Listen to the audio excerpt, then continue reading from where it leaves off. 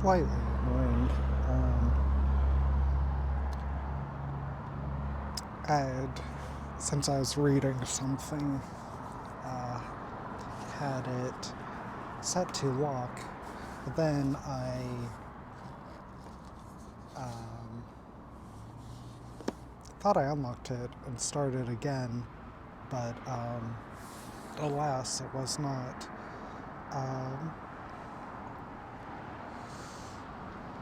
so this is um, the final one of her books, at least that she's currently published. Um,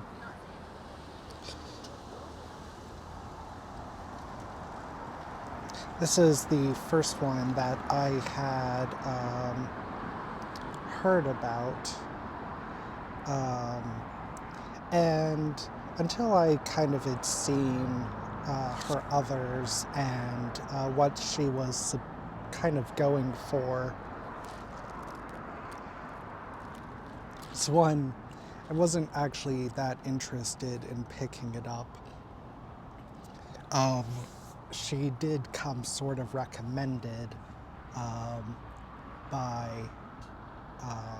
the person who wrote the next book we'll be looking at, which is kind of why I was sort of more willing to give her a chance, even though she didn't, and her work didn't really immediately appeal to me. So this is a bit more nebulous of scope and subject than the other two, so I'm kind of really looking forward to see what her angle is and how she's planning on approaching this. So this is something I don't know if it really shows up, but you kind of would have thought that it's just pressed inward, but it's actually narrower on the obverse side as well. So I'm kind of really curious about how or why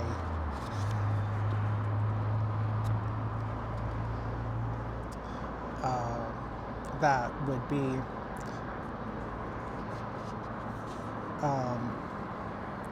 So I'm not sure if Darkness had a tagline, but I know the Occult did. And so this is the visual source book of All That Is Unreal.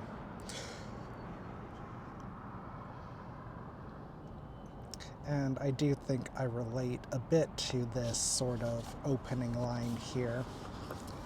For all those who sat alone at school, but never lonely, heading the clouds and lost in the worlds of fantastical stories while their classmates laughed and played and carried on, this book is for you.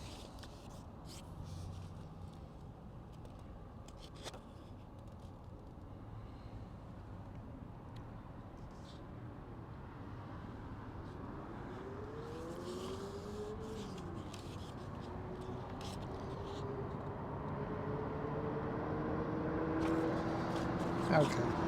I was wondering if maybe we'll see it again later. There's only indications for the front and back cover works.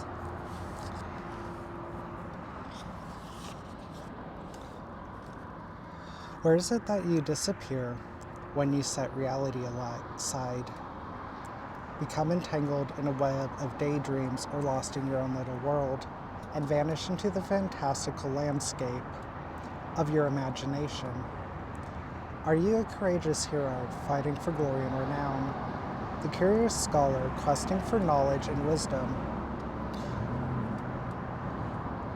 Or are you the encroaching darkness, the monster slithering in the shadows, the dragon slumbering over its treasure hoard? Perhaps you are none of those things, but rather plugged into a vast, expansive atmosphere of harmony and tranquility. A crystalline kingdom in the clouds, a halcyon sanctuary and bastion of beauty at peace for 1,000 years. Our most madcap adventures and extraordinary flights of fancy, the impossible stuff of daydreams and reverie. This is the fabulous realm of fantasy. How are these stories portrayed in the canvas of your mind? In these far-flung realms of all that is incredible and unreal, there is something irresistible about the imaginary, the uncharted, and the unknown. Worlds full of magic and mythical creatures, epic journeys across otherworldly landscapes filled with secrets and treasures. Artists have explored imaginary worlds and fantastical creatures for centuries, expressing the mystical and mythical via various mediums. What draws the artistic mind to these immersive story spheres, similar yet separate from reality, full of endless, uncommon, and astonishing possibilities? Storytelling is older than any human language, and the existence of fantasy is as old as humankind. Every culture across the globe has its own fables and folklore to convey teachings and guidance or pass on pieces of their history, spun as fantastical.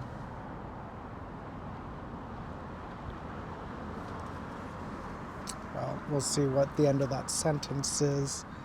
And it looks like she's featuring a William Blake here, which I believe that means he's made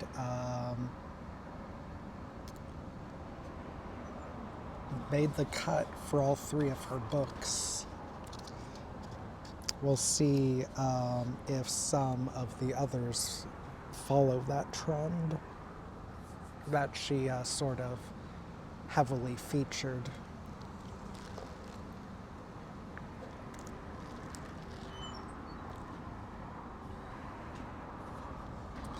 Ancestral storytellers who help us understand the universe around us and our existence, and of course the powerful urge to record and express our stories via markings on rock, pigments on paper, or sculpted in stone is a vital part of our human experience as well. The creation of art has always been one of the most expressive and evocative ways to impart these figments and fragments of imagination, a way to interpret and reveal the exhaustive range of human fears, desires, hopes, and dreams, from that of the renowned and beloved mythical and folkloric to the artist's own innovative and inventive visions. A sweeping, though loosely defined art genre with myriad styles and methods of expression, fantastic art is typically recognized as rooted in myth, lore, and ancient belief, often inspired by the fantastical in literature and not necessarily confined to a specific school of artists or historical period. Art of this ilk is interwoven through centuries in medieval, mannerist, magic realist, romantic, symbolist, and surrealist imagery. Visual fights of fancy and imagination can be observed in religious works, from the horrors and hells and whimsical weirdness of Hieronymus Bosch to the otherworldly transcendence of William Blake's paintings to the shadowy drama of Gustave Dor's biblical illustrations. We see the fantastical writ large and lavish in the Victorian paintings of Arthurian legend by pre-Raphaelites John William Waterhouse, Dante Gabriel Rossetti, and Evelyn de Morgan. Well, I believe that sentence did answer that earlier question, because Waterhouse, for one, I believe Rossetti as well. We're in all three now. And she was in at least, I believe, the occult. I'm not sure if we saw her work presented in darkness.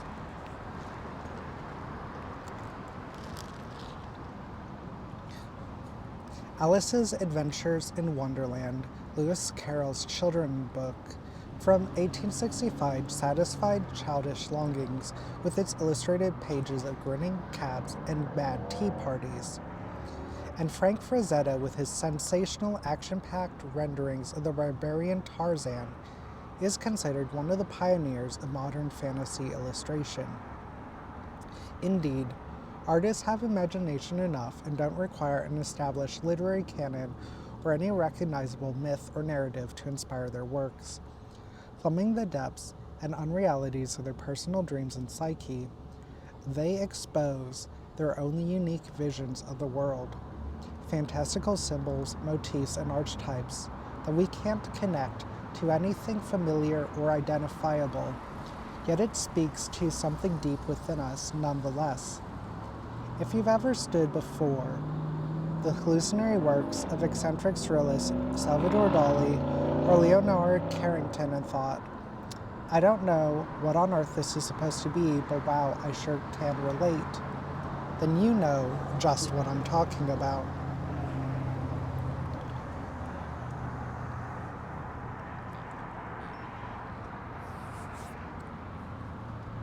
The spectrum of fantastic art is abundant, richly diverse, wonderland to explore. And these artists throughout history and within these pages have offered us a key to glimpsing myriads and multitudes and multiverses of fantastical visions. These creations may occur in a time or place unfamiliar to us. Still, their imaginative revelations are built on universal themes. Through them we might unearth and experience the truths and triumphs shared by all of humanity. Through symbolism and allegory, and themes and tales that have been passed on for thousands of years, these visual representations convey the vast swath of hopes and dreams in our collected hearts. Fantasy is not simply an escape from the dreariness of daily life. It is the irresistible impulse that reveals hope and wonder in us all. For our dreams and imagination, we might draw forth, like a sword from a stone, what is needed to be the hero of our own reality. In experiencing through fantastical art the magic that is in the world around us and beyond, we can also connect with the magic deep within ourselves.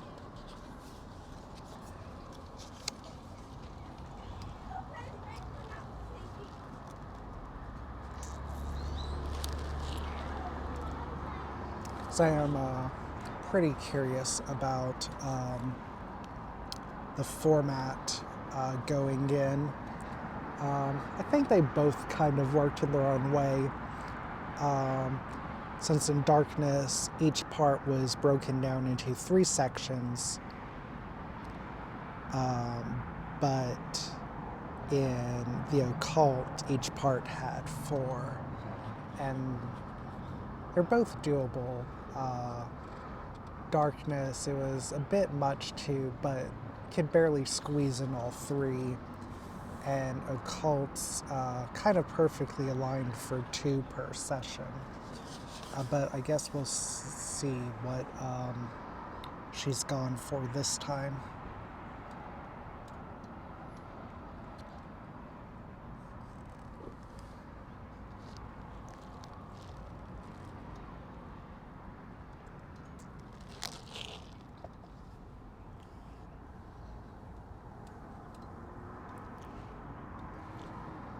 Lumbering one-eyed giants with surly personalities and prodigious strength, diminutive winged beings twinkling with magic, both mischievous and malicious, luminous equine beasts with shimmering horns, elusive and rare, mermaids and minotaurs, dragons and dwarves, sphinxes, satyrs, swan maidens, and even the Sandman. From the Cyclops' dusty cave to the mushroom-spotted fairy rings to the last unicorn hidden in a dark wood at the end of the world, there are clamoring, capering tales of fantastical creatures to be found in every nook and cranny of every culture. Some of these creatures are astonishing and rather awe-inspiring, some so petrifying their gaze turns one to stone. Some of that are cuddly, fuzzy, and even adorably endearing ones, and all of them are truly exceptional in their own unique ways. They are often suggestive of intriguing or fearsome creatures in our real world, or inspired by beasts from myth. Mythologies and legends of ancient and modern cultures are overrun with throngs of monsters and imaginary beasts, and so many of these creatures have found their way into unforgettable and iconic fantasy settings, both in our treasured classics and in exciting contemporary storytelling. Whether that's a shape-shifting befanged monster in a horror novel or an enchanted winged sidekick in a fantasy series, the inclusion of extraordinary creatures and imaginary entities enriches a fantasy world, makes for an exciting story, and enthralls an audience. The present brings a setting to life, inspiring questions of their origin, purpose, and place in the story universe, and the themes, plots, and character arcs that happen there. Not to mention being marvelous vehicles for symbolism and allegory. Monstrous creatures can help us by giving a material form to our secret fears, and these monsters made from our imagination have been around as long as the clever and inventive humans who created them. A great deal of exploration of the human soul can be considered with monster stories, and through examining the role of the monster in our various stories, fables, and legends, we can ferret out the similarities that connect them, as well as decipher their underlying value and significance. Through the lens of a horrifying creature, we get insights into themes of identity and awareness, abandonment and alienation, vengeance, and sometimes even love. They can represent deeply hidden aspects of ourselves, reminding us of our capacity for violence and ugliness, and the potential danger that comes from giving in to our own primal urges. Monsters can also be seen in opposition to the heroes that face them, helping to provide contrast between what is seen as acceptable and what is objectionable. Another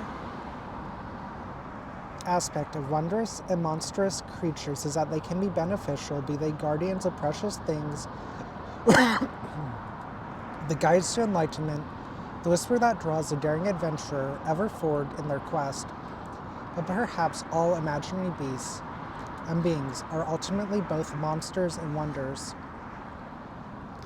And as we valiantly venture into their vibrant world, let's keep open hearts and minds and try to understand what they bring to our stories. Representing fascinating, frightening, and illuminating archetypes and paradigms, they have always transcended the boundaries of human imagination. And even in our present-day lives, we persist in creating and sharing new stories about monsters, challenging and inspiring each new generation with tales of fabulous and inconceivable beasts. Well, in one way,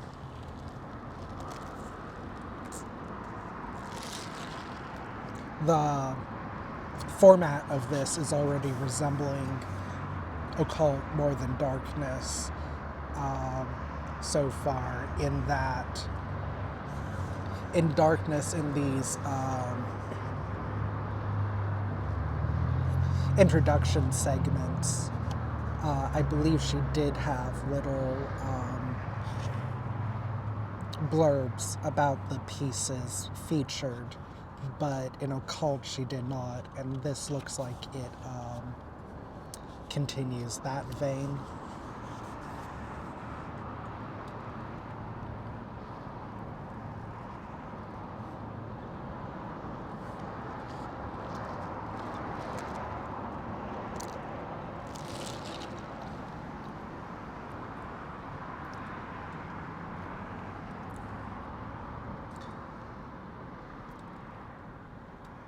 Cats with Wings and Talking Rabbits, the Great Aslan and the Tiny Reepicheep, Flying Monkeys, What was your first brush with the fantastical? No doubt for many it was a naughty little rabbit in a blue jacket stealing Mr. McGregor's veggies. For others, it may have been imagining an enigmatic cat teasing a girl lost in Wonderland, and who disappeared, leaving only a grin. Or for an unfortunate few, it may have been a terrifying squadron of soaring simians, swooping down from the sky to snatch up unsuspecting little dogs and haunting nightmares for many years to come. Though our grown-up appetites for fantasy creatures have likely evolved beyond those of adorably floppy-eared childhood friends and expanded to include all manner of beasts with wings and horns, tails, and scales, we can't deny that friendly or scary, naughty or nice, these creatures sparked our imaginations, populated our dreams, and built the foundation for future stories and adventures. These small creatures were the gateway, or the guardians at the gate, to the unique animals and magical critters that populate the fantasy media we consume as adults. Whether in novels, movies, video games, art, or music, panoply of fantasy creatures scurry, swarm, and stampede across all cultures. Ancient civilizations on every continent speak of fantastical creatures and mystical beasts, and beings have not just a toehold but claws sunk deeply into every corner of the globe. The Greeks had the wild and wise centaurs. Egyptians were riddled by the Sphinx. Today, we mostly agree that the unicorn isn't an imaginary beast, except for maybe some hardcore Renaissance fair enthusiasts. Roman naturalist Pliny the Elder detailed the unicorn in the 8th book of his encyclopedic natural history. In the following alarming description: his body resembleth an horse, his head a stag, his feet an elephant, his tail a boar. He loweth after an hideous manner, one black horn he hath in the midst of his forehead. It's not quite the exquisite creature we envision today, but hideous to espy or resplendent to behold. These fabulous, fanciful animals, though they may not exist in our reality, are more than just make-believe. They are a glimpse into how our ancestors once experienced and attempted to control a world that was staggeringly unknown and overwhelming. Fueling their fears and warning of danger. When they heard strange noises in the night, but also filling their imaginations with surprise and delight and eons of entertainment.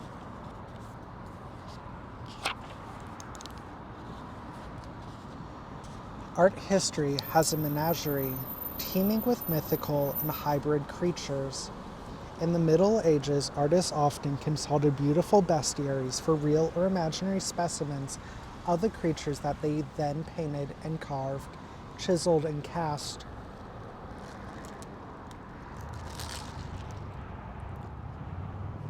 While biblical narratives contain relatively few instances of imaginary creatures,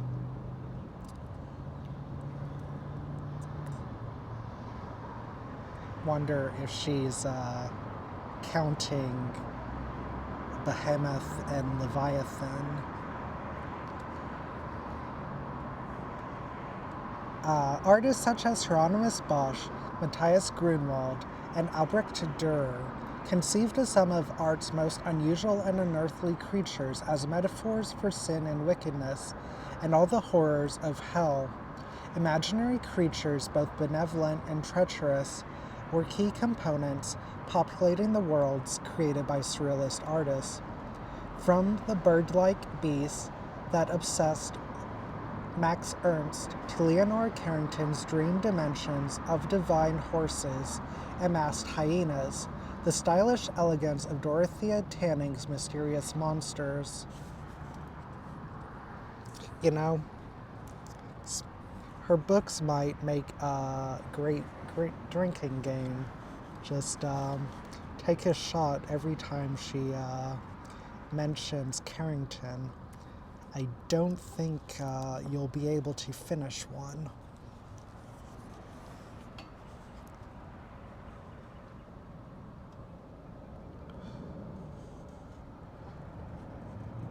From part human or animal hybrids to entirely fantastic beasts, imaginary creatures have captured the attention of artists since antiquity, inspired by myths, legends, and a diverse multitude of artists spanning continents and centuries have given these creatures their form. Mythical and fantasy creatures continue to occupy the hearts and fascinate the imaginations of today's artists, many of whom re-envision and reinvigorate these curious beasties through the lens of their own contemporary experiences, ideas, and circumstances.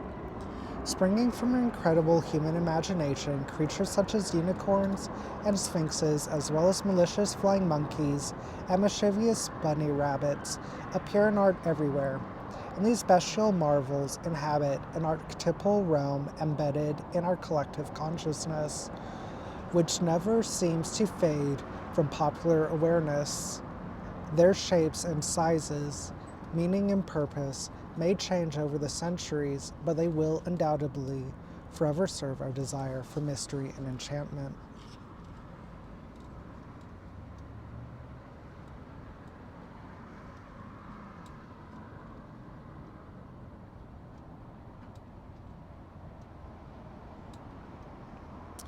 Well, I do have to say, wherever this cover was published, they got a far better deal than I did, since I'm guessing, that's, around the time editions that we had growing up were published, but that is not a cover for it that I am familiar with.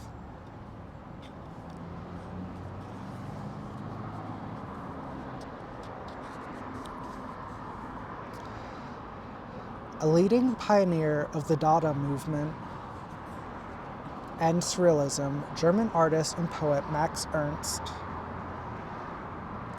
explored the mysteries of the human subconscious in his haunting paintings. Ernst developed a fascination with birds that manifested itself throughout his work after a rather dark incident he experienced as a child. By his account, his favorite pet bird died at the moment his younger sister was born. He subsequently started to view birds as omens of death. With the feathered creatures he depicts in his art emitting menace instead of optimism and recalling darkness instead of light.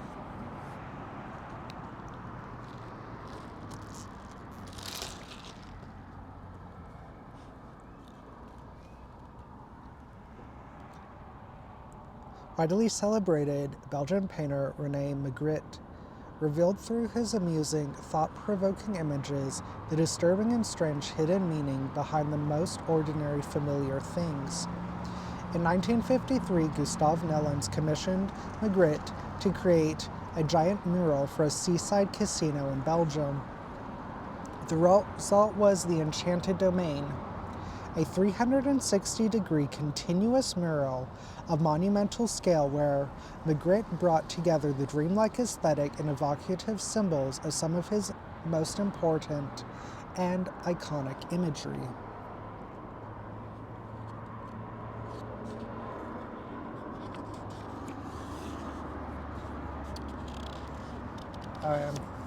Well, this is one I was very familiar with growing up. I had been thinking if I could relocate my copy of it. I think I only ever had the first one. I believe there was a whole series they spawned. I think I did read the second one at the library, but I believe basically Gurney did all the art for them as kind of his project, which I don't think I knew till later. But yeah, the Dinotopia books, I just, as a kid, um, it's very impactful. Um, and this probably isn't, although this is one of the more memorable pieces, I don't think it's even really in my top ones. But yeah, so maybe I should look into if I can get a hold of some copies, and that might be interesting to go through. Contemporary master of color and light, James Gurney renders the impossible inevitable in his paintings of ancient and fantastic worlds, including his imaginative vision of the earth populated by dinosaurs. Well, okay, that's not quite true, because it's sort of, is it inherently problematic? I'm not sure. It's sort of a hidden earth type setting, I believe, where these sort of, 19th century explorer types, they got like shipwrecked. I think they eventually discover that the whole thing is like underground. Either that or it's just some sort of kind of like Skull Island scenario where, lots of stuff gets shipwrecked and then just stuck there. And that's why, the dinosaurs were still around. Dinosaurs in his famous Dinotopia series of illustrated books. Gurney's childhood daydreams inspired an interest in archaeology and lost civilizations. And though his heart's dream was to discover a lost city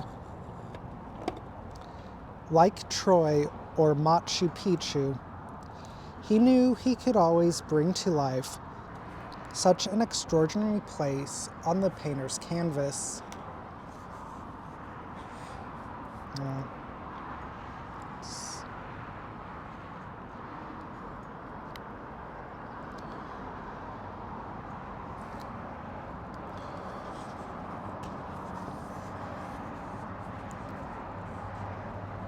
Rakib Shah is an Indian-born, London-based artist known for his opulent and intricately detailed paintings of imagined paradises inlaid with vibrantly colored jewels and enamel. These fantastical worlds of splendor and opulence are resplendent with rich color and intricate embellishment, and reveal an eclectic fusion of influences, from Persian carpets and Northern Renaissance painting to industrial materials and Japanese lacquerware. They're often developed in series from literary, art, historical, and mythical sources.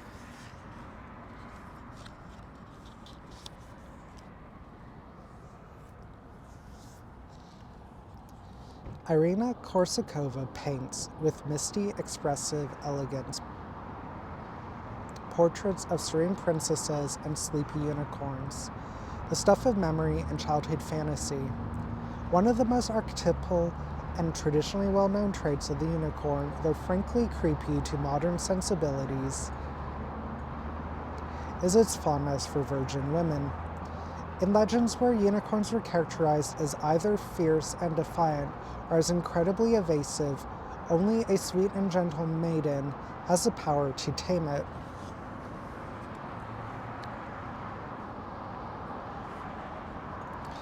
This iconic scene of the elusive, enchanting unicorn in the delicate sweep of a Millefleur medal is one of the most stunning works of art from the late Middle Ages to survive. Comprising 7 massive allegorical tapestries, the unicorn tapestries, commonly known as the Hunt of the Unicorn, were ornately woven in sumptuous wood and silk with silver and gilt thread, and are generally regarded to be among the greatest artworks in existence.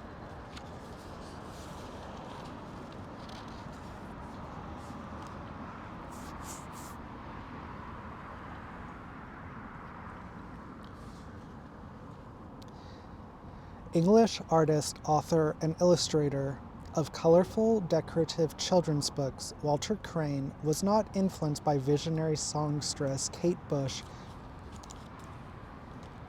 who sang of racing white horses on her album The Ninth Wave, but it's fun to imagine he might have been. No, Crane's depiction of Neptune harnessing the awesome might of the sea in the form of horses thundering in the crests of the waves, their manes streaming in the wind as they crash towards the shore, is drawn from classical mythology. As a god of the sea, Neptune could provoke or pacify the oceans, but he was also god of horses and had a hand in their creation. This mythological equine energy can also be enjoyed in iconic scene, as well as The Last Unicorn.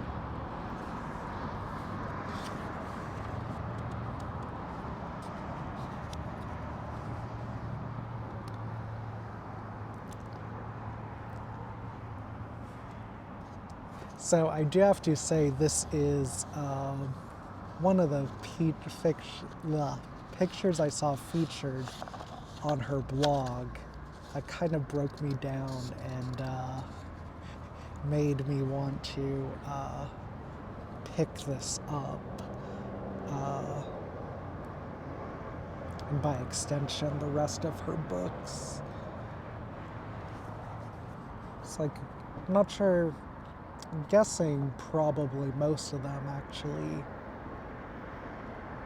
didn't make the cut, but there were a lot of, I think, was it around Halloween I was looking at? I'm not sure, but a lot of very striking, fantastical cat pictures.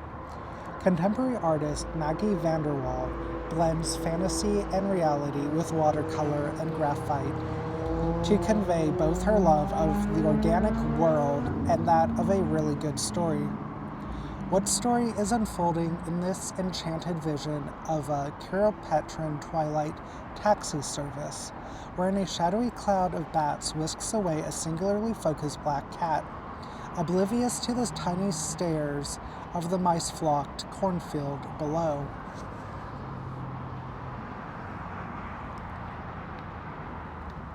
Annie Stagg Gerard has been painting whimsical illustrations from early childhood, and her works encompass a wide variety of mediums, including both 2- and 3-dimensional forms, specializing in character design and development, as well as a masterful atmosphere of enchantment. Annie creates unique images populated with enigmatic figures and lively creatures. This transportive effect of emotion and imagination is undeniable, such as the dear little scowl above, eyes gleaming sweetly, a tender paw adorably curled in mid-thought. A viewer can't help but coo in delight at the thought of those magical toe beams.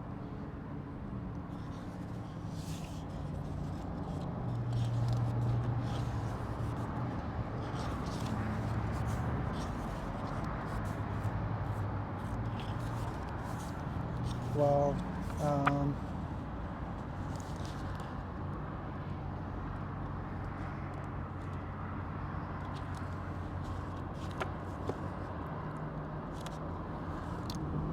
that is quite unfortunate. It does look like we will be ending sort of midsection here. Not sure whether that's because the introduction to the book took too long, or whether these sections are just longer. Yeah,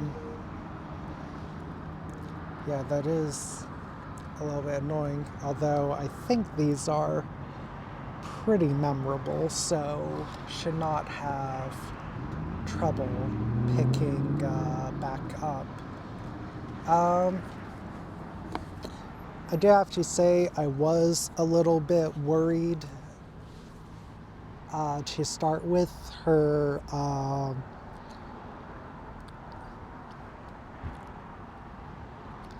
writing in the introductory segments really seemed to me like they were reaching for a quite low bar.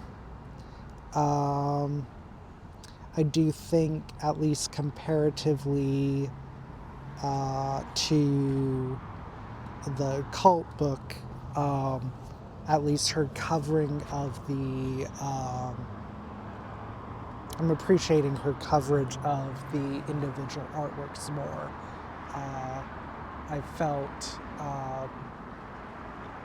there were, at least, especially towards the second half of the book, I felt there was a lot left to be desired.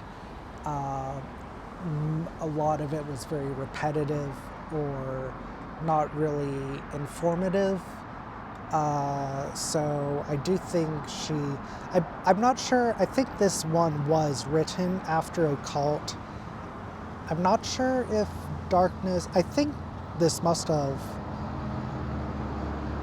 come out after, I'm not sure whether this or Darkness came out first, but yeah, so I do think, at least so far, as far as her covering the artworks, I believe that's kind of improved somewhat. But yeah, so I am really enjoying this one so far. At least after we kind of got through the introduction. I'm not sure, I didn't really dislike it, I didn't feel like it was informing me of that much. In a lot of cases, it seemed almost like she was desperately trying to convince you of why this endeavor was at all worth it. I mean, kind of feel like if you're going to be prone to picking something like this up, it's kind of largely unnecessary.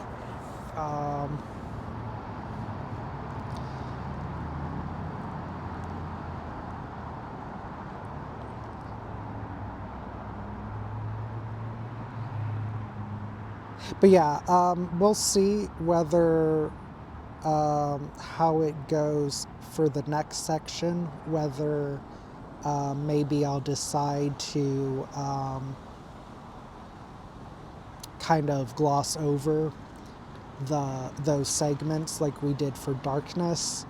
I'm not having the same reaction as I did to her writing on Darkness. It feels like a lot of fluff so far, but we'll see if maybe she digs in a bit deeper. Because otherwise I don't really feel like it's, at least if it's going to all be like those sections today, whether it'll be worth covering. So maybe we will sort of end up doing what we did for Darkness and just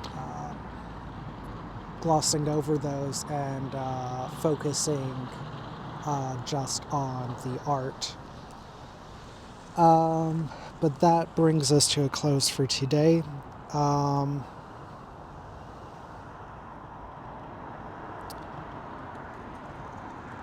think I'll be streaming tomorrow. If I'm not, I will be on Thursday.